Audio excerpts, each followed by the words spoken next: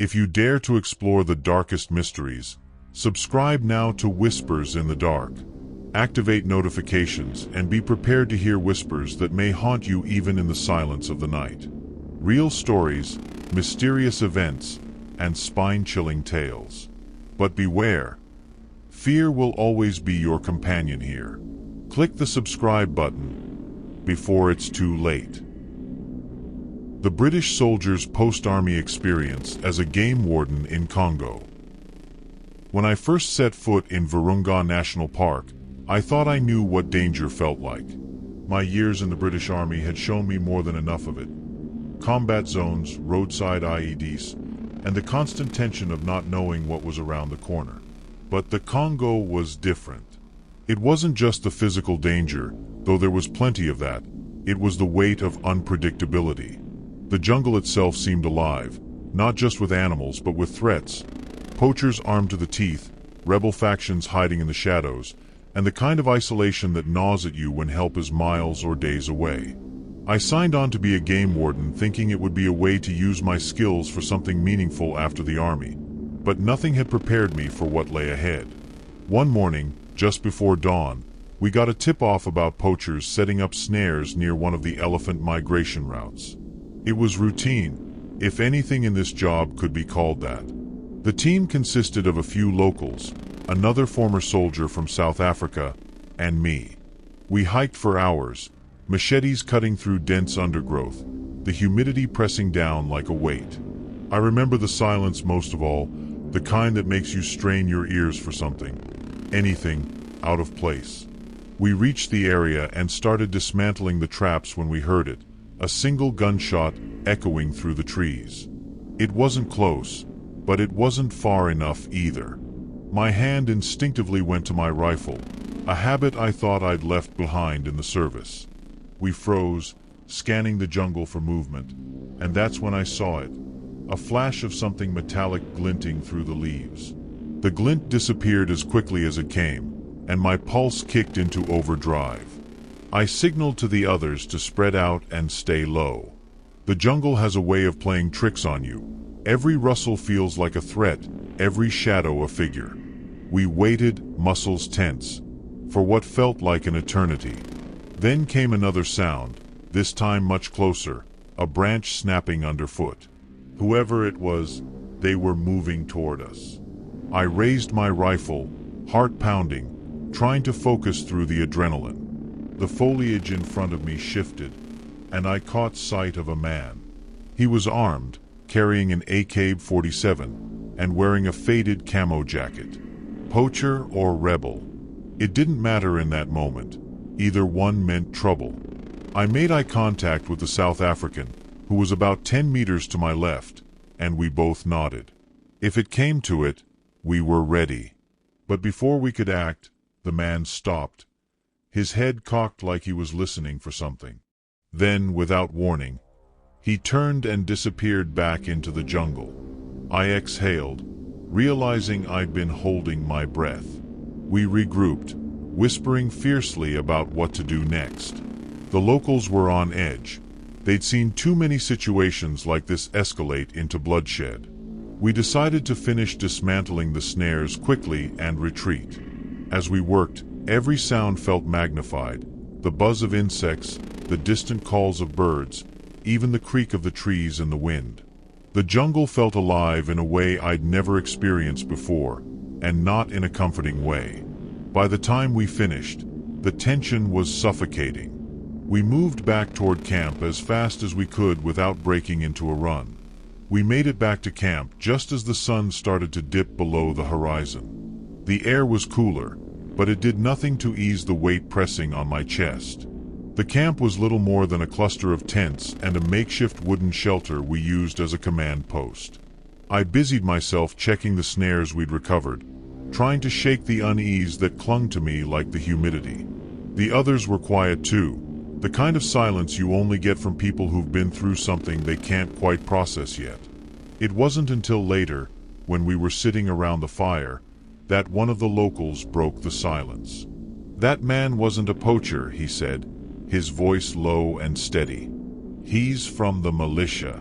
That hit me harder than I wanted to admit. The park had its fair share of poachers, desperate men risking their lives for ivory or bushmeat, but the militias were something else entirely. They didn't just kill animals. They killed anyone who got in their way. They used the park as a hiding spot, a place to regroup and rearm.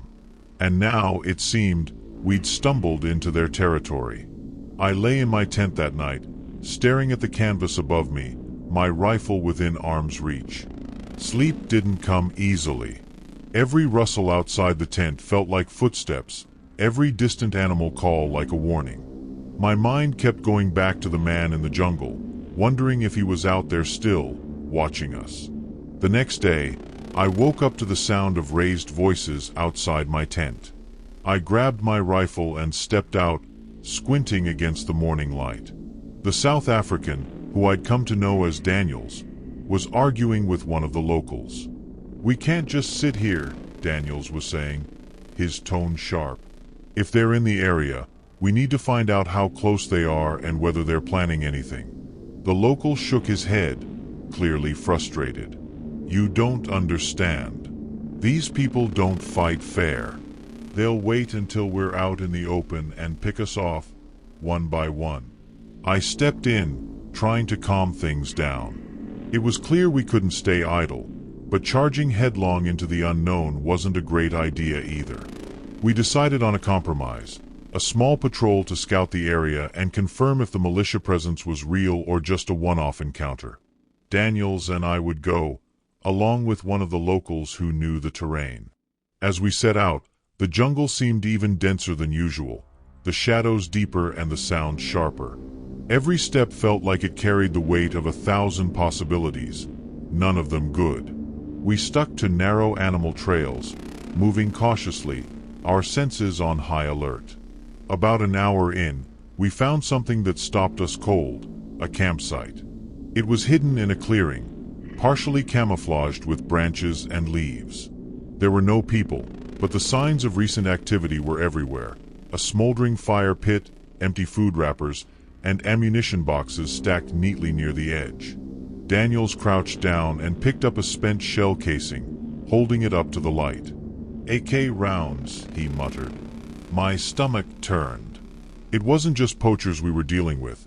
This was organized, heavily armed, and far more dangerous than anything we'd faced before. We took photos, marked the location on our GPS, and started to backtrack. But just as we turned to leave, we heard it again. The unmistakable snap of a branch underfoot. This time, it wasn't far away. We froze, rifles up, scanning the jungle, the tension so thick it was almost suffocating. The sound came again, this time to our left. It was deliberate, too heavy to be an animal. I gripped my rifle tighter, the cold metal grounding me in the moment. Daniels gestured for us to spread out, and we moved slowly, careful not to make a sound. My heart was hammering in my chest as I scanned the dense foliage, every shadow and patch of light playing tricks on my eyes. Then I saw movement, just a flicker, like someone shifting behind a tree. I raised my rifle, steadying my breathing. "Who's there?" Daniels called out, his voice calm but firm. No response. For a few seconds, there was nothing but silence, and then came a rustling sound, followed by a single chilling word in Lingala. "Fi. Run." I didn't need to be told twice. Whoever it was didn't stick around to see what we'd do, and that was somehow even more unnerving. We fell back fast, trying to put as much distance as we could between us and the campsite. The jungle felt like it was closing in on us, every sound amplified by adrenaline. The local guide kept glancing over his shoulder, muttering prayers under his breath. Daniels and I exchanged looks but didn't say a word. We knew better than to let our guard down. By the time we made it back to camp, we were drenched in sweat, our nerves frayed. We reported what we'd found to the others, and that's when it hit me. This wasn't just about protecting the park anymore. It felt like we were in a war zone all over again, except this time the enemy was everywhere and nowhere at once. That night, the air in camp felt heavy, as if the jungle itself was watching us. Nobody spoke much after our report, but the unease was palpable. I sat by the fire, cleaning my rifle out of habit more than necessity. Daniel sat across from me, his face lit by the flickering flames. "They're testing us," he said quietly, barely louder than a whisper. "Seeing how far they can push before we push back." I nodded because deep down I felt the same. This wasn't random. Whoever was out there knew exactly what they were doing, and that made them far more dangerous than poachers. Around midnight, I finally crawled into my tent, but sleep didn't come. The jungle seemed louder than usual. Chirps, rustling, the occasional distant howl. I kept imagining footsteps, whispers just out of earshot. At some point, I must have dozed off, because I woke to the sound of gunfire. It wasn't close, but it wasn't far either. I scrambled out of the tent, rifle in hand, to find Daniel's already up, scanning the tree line with his binoculars. "What's going on?" I asked, trying to shake off the grogginess. "Northwest," he said, "near the old ranger station." That station had been abandoned for years, its structures overtaken by the jungle, but now it seemed like someone had found a use for it. We debated what to do. Heading toward the gunfire was risky, but ignoring it wasn't an option either. If the militia had moved into the station, they were in a position to control a large part of the park. We decided to wait until dawn and check it out in the morning. Those hours before first light were some of the longest of my life. Every creak of the trees or distant animal call sounded like a threat. When dawn finally broke, we moved out in pairs, Daniels and I leading the way. The jungle felt different in daylight, less oppressive but no less dangerous. As we approached the area, the smell hit me first. Smoke and something metallic, like blood. Then we saw it. The station was in ruins.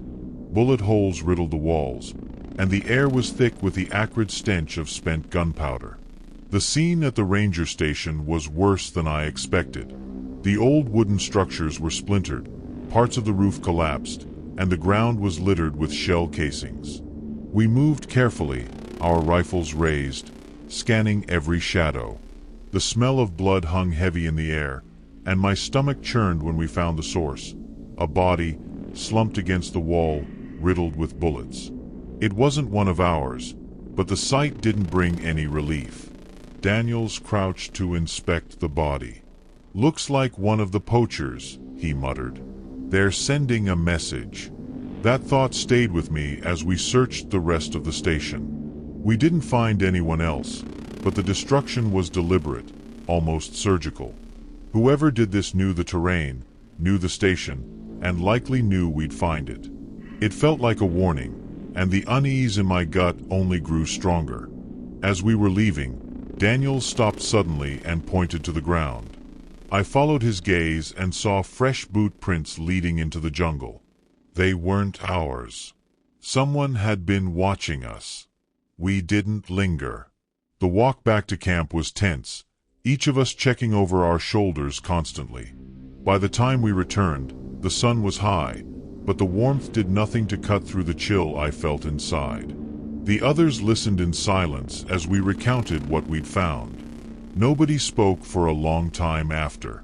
The jungle seemed quieter that afternoon, as if even the animals were holding their breath. I kept thinking about the tracks leading away from the station, about the man in the camo jacket, about the whispered warning to run.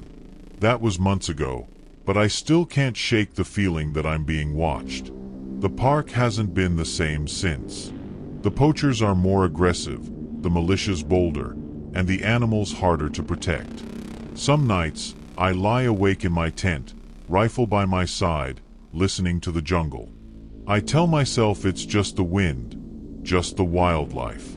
But sometimes, I swear I can hear footsteps. The game warden's encounter with a supernatural beast. I got the job as a game warden on a whim, really. Back in 1925, work wasn't easy to come by, especially for a young man like me without much of a trade. The estate was sprawling, tucked away in the English countryside, with rolling hills, dense woods, and that eerie, persistent mist you only see in the damp heart of England. I'd only been on the job for a month when I started hearing the locals talk, always in hushed tones, about the old one tied to the land. It was usually vague, muttered after a few pints or when they thought I wasn't listening. I chalked it up to the kind of folklore people cling to in remote places, but part of me felt a twinge of unease. The estate manager, Mr. Hargrove, was particularly odd about it. He warned me early on, his voice low and deliberate, to keep my patrols in the daylight and to avoid the eastern woods altogether. I didn't take him seriously at first. I was young and cocky, figuring he was just trying to spook me or enforce some old superstition. But that night, everything changed. I'd stayed later than usual, losing track of time while repairing one of the snares by the western edge of the forest. The sun had dipped below the horizon quicker than I'd expected, and the soft golden light of evening turned into a cold, heavy darkness. I decided to cut through the woods to save time, despite Hargrove's warning. As I entered the tree line, the silence hit me first. It wasn't the peaceful quiet of nature, but something oppressive. No rustling leaves, no bird calls. Just my boots crunching on the frost-dusted underbrush and the weight of my own breath fogging in the air. About halfway through the woods, I noticed something was off. The crunch of leaves beneath my boots started to sound doubled, like someone, or something, was matching my steps a few paces behind me. I stopped dead in my tracks, straining my ears, but the sound stopped too. My heartbeat pounded in my ears, louder than the silence around me. I turned, scanning the trees with the lantern I carried, the weak flame flickering against the cold air. Nothing. Just the gnarled branches of the trees and that endless, suffocating fog. Telling myself it was just my imagination, I pressed on, quickening my pace, but that second set of footsteps started again. This time faster, heavier, closing the distance. I didn't want to look back. Every instinct in my body screamed at me to keep moving, to run. But curiosity, or stupidity, won out, and I turned my head slightly over my shoulder. I wish I hadn't. In the lantern's faint glow, I caught a glimpse of something large weaving through the trees. It was hunched but moved unnaturally fast, its silhouette somewhere between a man and an animal. I couldn't make out much detail, but its limbs seemed too long, its body too gaunt, and its gait wrong. Panic surged through me, and I broke into a full sprint. The woods seemed endless, the darkness thicker with every step, and I swear I could hear its breathing now, raspy, guttural, and too close for comfort. My lungs burned as I ran, the lantern swinging wildly in my hand, casting erratic shadows that made the forest seem alive with movement. The creature's footsteps grew louder, crashing through the underbrush like it didn't care about stealth anymore.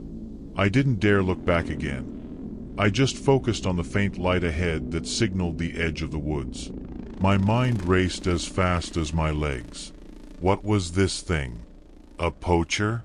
No human could move like that. An animal? None I'd ever seen or heard of. The locals' cryptic warnings about the old one started to echo in my head, but there was no time to piece it together. All I knew was that I had to get out of those woods, or I wasn't going to make it out at all. Just as I broke into the clearing, the sound stopped. Completely. The thudding of those unnatural footsteps, the crashing of branches, gone, like it had never been there. I stumbled to a halt, gulping the icy air, my whole body trembling. Turning slowly, I raised the lantern toward the forest edge. Nothing moved. The trees stood silent, the mist swirling lazily around their trunks. It should have been a relief, but the absence of noise was even more unsettling. My gut told me it was still there, watching, hidden in the shadows just beyond the lantern's reach. For a long moment, I stood frozen, unsure whether to keep running or to hold my ground. Then I saw them, eyes. Two glowing, amber eyes staring at me from the darkness. They didn't blink, didn't shift. Just stared, unblinking and predatory. I couldn't move. Those eyes held me in place like a predator pinning down prey. They were impossibly bright, like two embers floating in the void, but it was their intensity that struck me. It wasn't the look of a mindless beast. It was calculating, intelligent, and far too aware of me. My fingers tightened around the lantern's handle, the metal slick with sweat. Then it stepped forward, just enough for the faint light to catch its outline. I wish I could tell you exactly what I saw, but even now, the image feels like a smear in my memory, something my brain refuses to make sense of. The limbs were twisted and wrong, its body covered in coarse, matted fur, and its face, it was almost human, but stretched and distorted, like a mask pulled too tight over something feral underneath. I stumbled back, tripping over my own feet and falling hard onto the frozen ground. The lantern clattered beside me, the glass shattering, plunging everything into near darkness. For a moment, I was sure it would lunge at me, that those terrible eyes would be the last thing I'd ever see. But it didn't.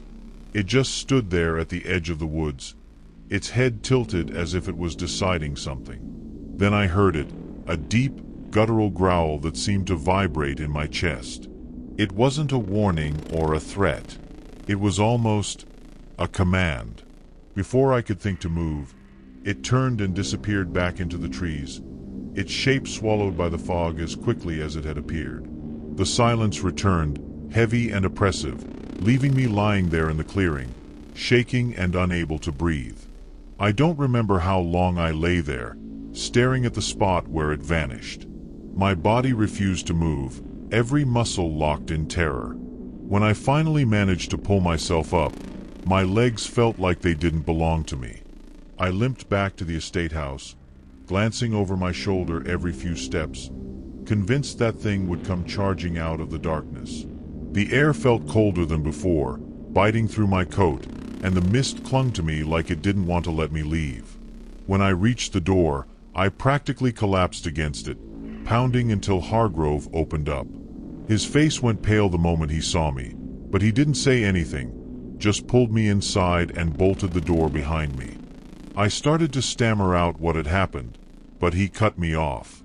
"You saw it, didn't you?" he asked, his voice low and grim. I nodded, barely able to get the word out. For a moment, he just stared at me, his jaw clenched tight like he was debating something. Finally, he muttered, "You're lucky it let you go." That's all he said before walking away, leaving me shaking in the dimly lit room. I wanted answers, needed them, but something in his tone told me not to press. Instead, I sat there in silence, replaying the encounter in my mind, every detail burned into my memory. I knew one thing for sure, whatever that creature was, it wasn't just some animal. It was something ancient, something tied to this place, and Hargrove knew more than he was letting on. That night, sleep was impossible. Every creak of the house, every gust of wind outside, sent my heart racing. I kept imagining those eyes in the darkness, just outside the window, waiting for me to step out again. By morning, I'd made up my mind to confront Hargrove. I needed to know what I'd encountered, needed some kind of explanation to stop my mind from spiraling. But when I found him in the study, he refused to look at me directly. "You've got to let it be," he said, his voice flat and final. "It's part of the land, always has been. And as long as it's left alone, it won't bother us." That wasn't enough for me. I pressed him, demanded to know what it was, but he just shook his head and muttered something about old agreements and how some things were better not understood. I was furious, but deep down, I realized I didn't really want the truth. Not if it meant knowing what I'd nearly faced in the woods. Hargrove made one thing clear, though. I wasn't to speak of this to anyone. He said the land depended on it, the estate depended on it. "Some debts can't be repaid," he said, his eyes dark and distant. I didn't fully understand what he meant, but I didn't argue. I just nodded, feeling like I'd stepped into a story no one should ever be part of. I left the estate a week later. The job paid well, but I couldn't stay there, not after what I'd seen. Every time I stepped outside, I felt those eyes on me, even in broad daylight. The locals noticed my hasty departure but didn't ask questions. A few gave me knowing looks, like they understood exactly why I was leaving. I wanted to tell someone, to warn them about what was lurking in those woods, but Hargrove's words haunted me. The land depends on it. If that thing was tied to the estate, to the people who lived there, who was I to meddle? Even now, years later, I still don't have answers. Sometimes I convince myself it was just my imagination, that I was overtired or that the shadows played tricks on me. But then I remember the way it moved, the way it stared at me, and I know it wasn't something my mind conjured up. It was real, terribly, undeniably real. I've never been back to that part of the country, and I've never set foot in another forest after dark. Whatever that creature was, it let me go. And for that, I'm grateful. But I'll never forget the feeling that I didn't escape because I outsmarted it or outran it. It let me go because it wanted to. The Letters of a Big Game Hunter in Africa, 1891. I don't talk about this often. Even now, more than 30 years later, I still hear the growls in my sleep. It started with a letter from Sir Henry, who funded most of my expeditions. His words were clear. A village near the Luangwa River was being terrorized by lions. Not just any lions, man-eaters. They'd taken children, women, even a hunter who went out to protect his family. The villagers called them the ghosts of the savannah, because they seemed to vanish into thin air after every attack. I thought it was exaggeration at first, but when we arrived, the desperation in their eyes told me otherwise. My assistant Wallace, a young lad fresh from England, was eager to prove himself. Too eager, I'd say now. He treated this hunt as a thrilling adventure, while I had learned long ago the weight of life and death out here. The first night, we set up camp on the outskirts of the village. I insisted on lighting a large fire and posted a guard rotation among the porters. The silence of the African night can be deafening, broken only by the occasional rustle or distant cry of hyenas. But that night, the air was heavy. Around midnight, we heard it, the low, guttural growl of a lion. Close. Too close. Wallace froze, his hand halfway to his rifle. "Stay calm," I whispered, though my heart was hammering so hard it felt like the beast might hear it. The growl came again, louder, vibrating through the ground beneath us. I motioned for Wallace to grab the lamp, but before he could, a shriek erupted from the far side of camp. One of the porters, a wiry man named Mosi, was being dragged into the bush. The others shouted and scrambled for their weapons, but the firelight only caught a flash of tawny fur and gleaming teeth before the lion disappeared into the darkness, dragging its prey. We found Mosi's remains at dawn, or what little was left of him. The ground was churned up, blood soaking the dry earth in a grisly trail leading deeper into the brush. Wallace, pale as a ghost, muttered that we should leave. I didn't blame him. My own nerves were fraying, but I knew abandoning the village wasn't an option. The people were counting on us, and more importantly, these lions were no ordinary predators. They were hunters in the truest sense, stalking us as much as we were stalking them. We spent the day preparing traps near the carcass, hoping the lion would return to finish its kill. Wallace and I took turns watching from a concealed hide we built in a nearby tree. The heat was merciless, and the flies were relentless, but neither of us dared complain. By sundown, the jungle seemed alive with shadows. Every rustle of leaves, every chirp of an insect, set my nerves on edge. Just as the last light bled out of the horizon, Wallace nudged me. "Look," he hissed, barely audible. I followed his gaze and saw it, two glowing eyes reflecting the faint moonlight. The lion emerged from the undergrowth, its enormous frame moving with eerie silence. But something wasn't right. It didn't approach the bait. It stared directly at us. My blood ran cold as I realized it must have sensed us from the start. Slowly, I raised my rifle, steadying my hands as best I could. Then, just as my finger hovered over the trigger, another pair of eyes appeared. And another. There were 3 of them. 3 lions, all staring at us with an unnatural intensity, their golden eyes glowing like embers. I've seen lions before, dozens of them over the years, but these were different. Their movements were too calculated, their behavior more deliberate, almost as if they understood we were the real prey. My instincts screamed to fire, but I hesitated. If I missed, it would only enrage them. Wallace, beside me, was trembling so violently I worried he'd fall from the hide. "Don't shoot unless I do," I whispered, though I wasn't sure if he even heard me. The largest lion took a step forward, its massive paws soundless against the dry earth. It sniffed the air, its nose twitching as it tilted its head toward us. Then, without warning, it let out a thunderous roar that shook the entire jungle. The sound was deafening, primal, and it froze me to my core. Before I could react, the second lion bolted toward the base of the tree, its claws scraping against the trunk as it began to climb.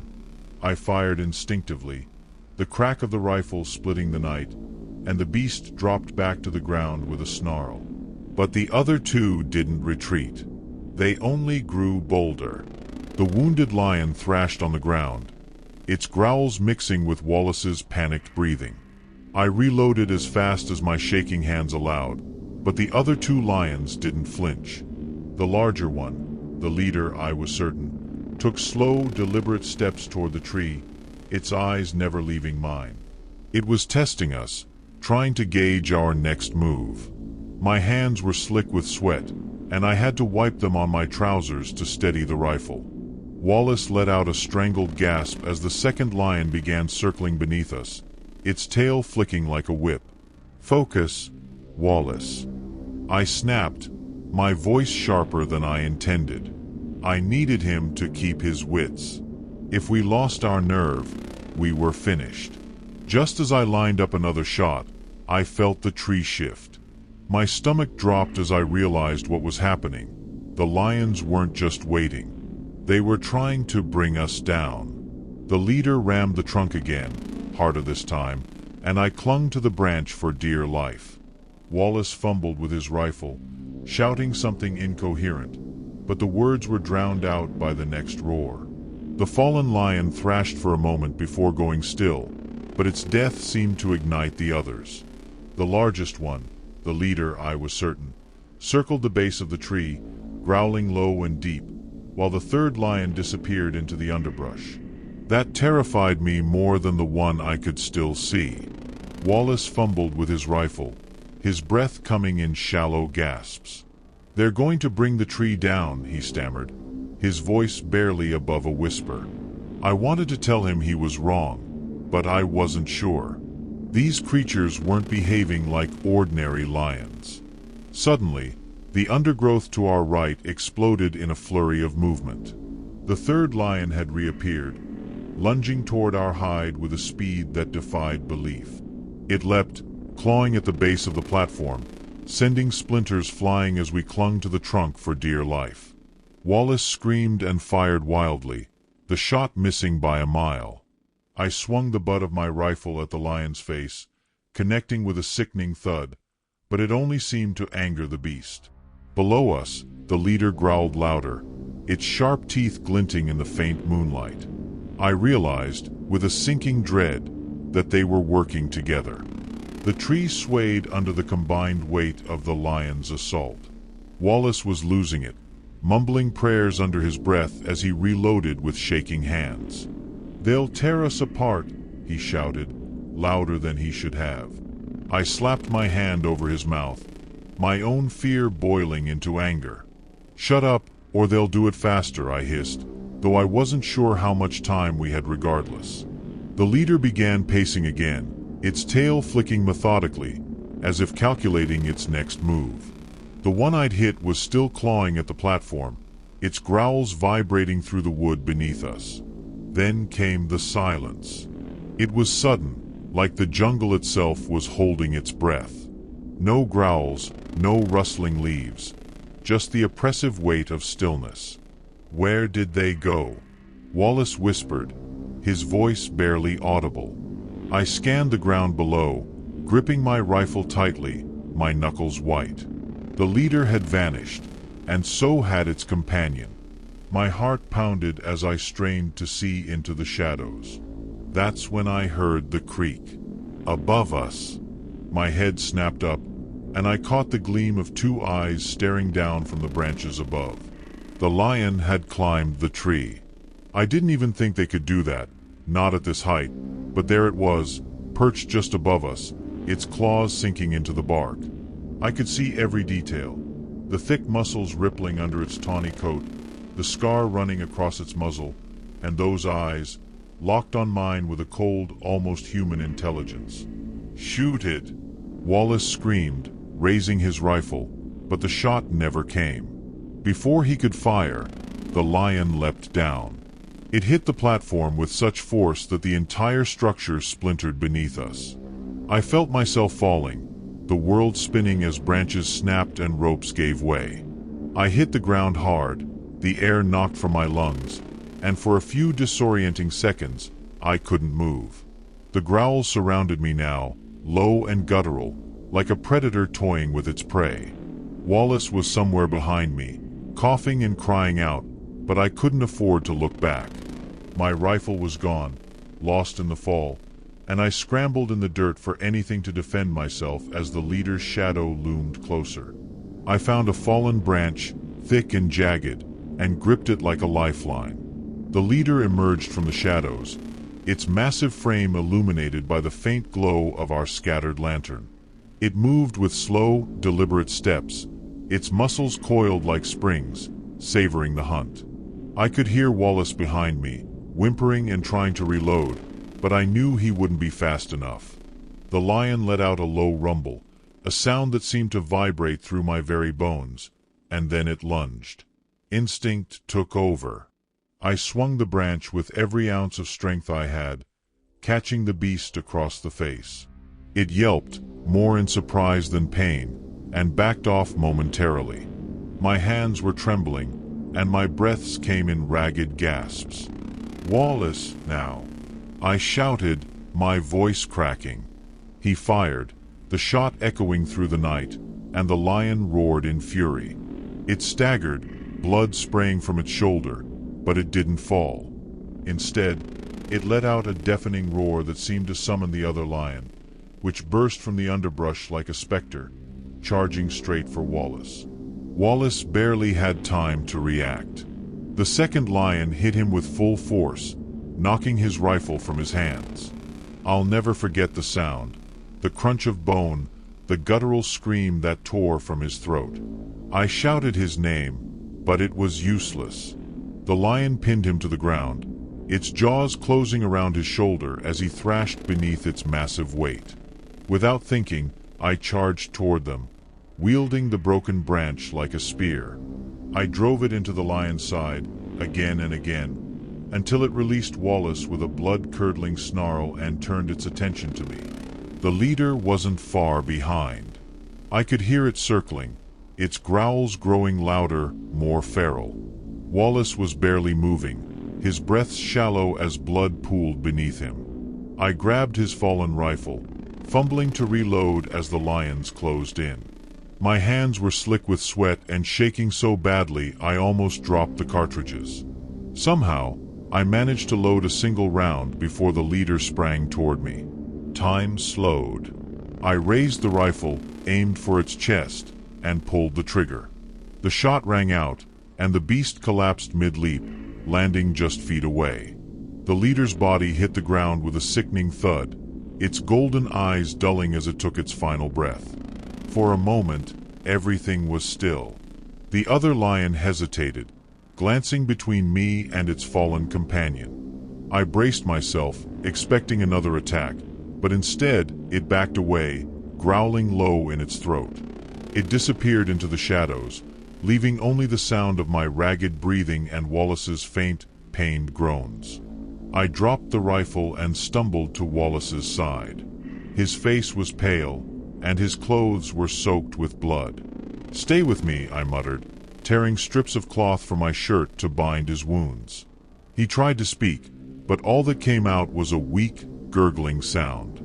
I hoisted him onto my shoulder, my muscles screaming in protest, and began the long trek back to the village. Every step felt like a mile, and I kept glancing over my shoulder, half expecting the surviving lion to finish what it had started. But it never came.